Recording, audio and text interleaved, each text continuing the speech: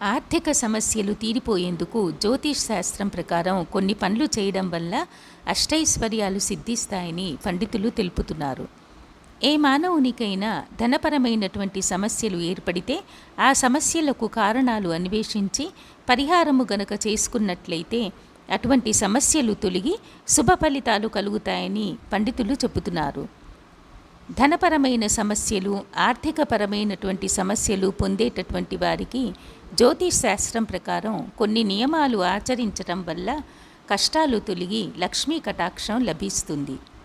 అవి ఏంటో మరి చూద్దామా? ప్రతిరోజు స్నానం ఆచరించటం, స్నానానంతరం దీపాలను వెలిగించడం వల్ల అలక్ష్మి తొలుగుతుంది. రెండవది, శనివారం నువ్వుల నూనెతో తైలాభిషేకం చేయడం. 3, ఇంటిని పరిశుభ్రంగా ఉంచుకోవడం. 4, గురు దక్షిణామూర్తి స్తోత్రాన్ని నిత్యము లేదా గురువారం రోజు పారాయణం చేయటం. 5, శంకరాచార్య విరచిత కనకదార స్తోత్రం శుక్రవారం రోజు పఠించుకోవడం. 6, ఆవు నెయ్యితో లక్ష్మీ విగ్రహానికి అభిషేకం చేసినచో ఐశ్వర్య ప్రాప్తి కలుగును. 7వది, చెరుకు రసముతో లక్ష్మీ విగ్రహానికి అభిషేకము చేసిన ధనవృద్ధి కలుగును.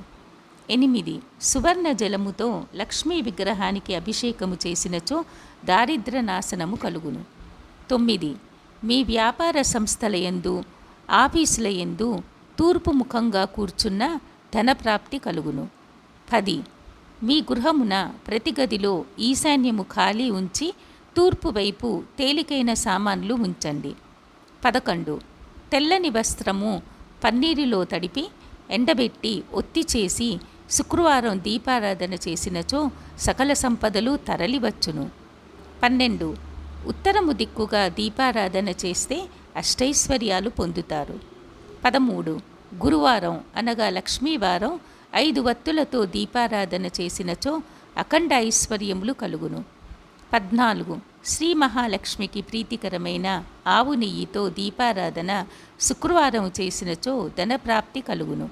15, మీ రుణబాధలు తొలగుటకు శ్రీ సాయి సచ్చరిత్ర 9 మార్లు పారాయణం చేస్తూ ప్రతి గురువారం లేదా మంగళవారం 9 అప్పాలు నివేదన చెయ్యండి.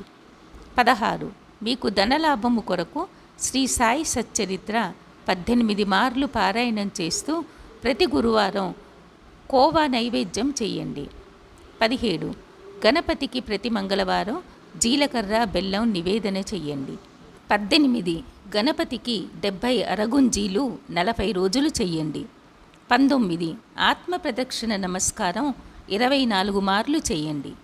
20, ఆవు నేతితో దీపారాధన చేసి 8 దీపాలు వెలిగించి అష్టలక్ష్మి స్తోత్రాన్ని పఠించండి.